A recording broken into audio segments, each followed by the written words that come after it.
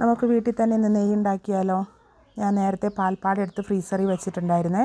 ഉപയോഗിക്കേണ്ട സമയമാകുമ്പോൾ ഫ്രിഡ്ജിൽ നിന്ന് എടുത്ത് മാറ്റി തണുപ്പ് മാറി കഴിയുമ്പോൾ മിക്സിയുടെ ജാറിലിട്ട് നമുക്കിങ്ങനെ അടിച്ചെടുക്കണം. അടിച്ചെടുത്തിട്ട് 2 പ്രാവശ്യം 2 3 പ്രാവശ്യം വെള്ളത്തിൽ ഈ പാലിൻ്റെ ആ മയം മാറണ വരെ കഴുകി എടുക്കണം. അങ്ങോട്ടും ഇങ്ങോട്ടും മാറ്റി കഴുകി എടുക്കണം.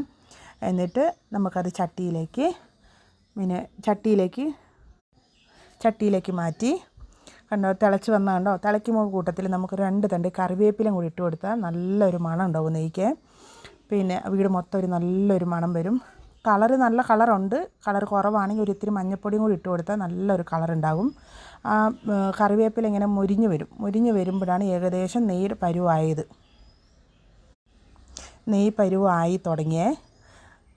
ഏകദേശം മതി. ഏകദേശം നെയ്യ് ആയി. നമുക്ക് ഗ്യാസ് ഓഫ് ചെയ്യാം. കണ്ടോ, നെയ്യ് തെളിഞ്ഞ് വന്നത് കണ്ടോ. തണുത്ത് കഴിയുമ്പോൾ നമുക്കിത് മെല്ലെ കുപ്പിയിലേക്ക് മാറ്റാം.